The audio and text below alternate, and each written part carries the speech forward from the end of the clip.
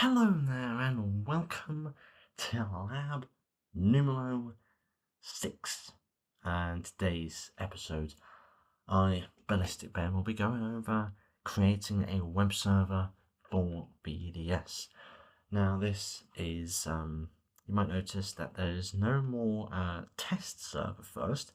This is because I had to have a break from creating the labs due to it being the exam season, so I needed to put my focus on that rather than this. But that is why the test server is no more, because I need to get things done ASAP. And without further ado, let's jump into this riveting episode. So the first things first is that we need to set up firewall rules. Basically, it's just going over the instances and making sure that the security groups are updated and they match that they have HTTP, which is the website. I think you all know what HTTP is at this point.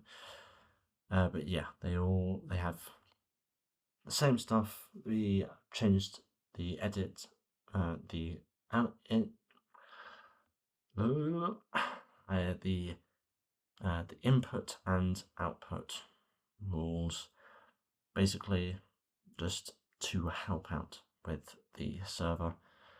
Then I go on to the actual server to start working on the domain name and making sure that this code within the AWS Ubuntu server matches with the domain name.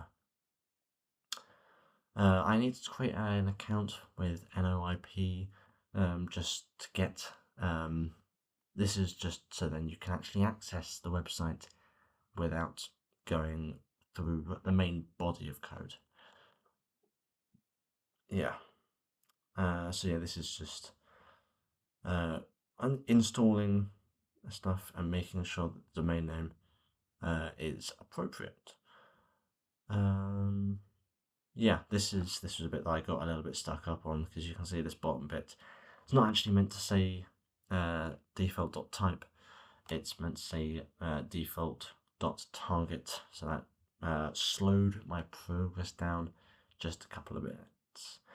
And then yeah, I installed a web server onto the AWS server.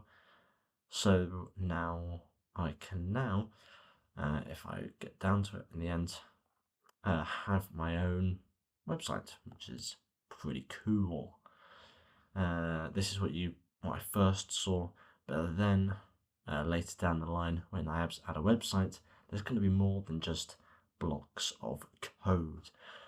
But yeah, that is the end of Lab 6. Hopefully you learned a thing or two, but you're the examiner, you already know what's going on. But yeah, I'll catch you in the next one. Cheerio.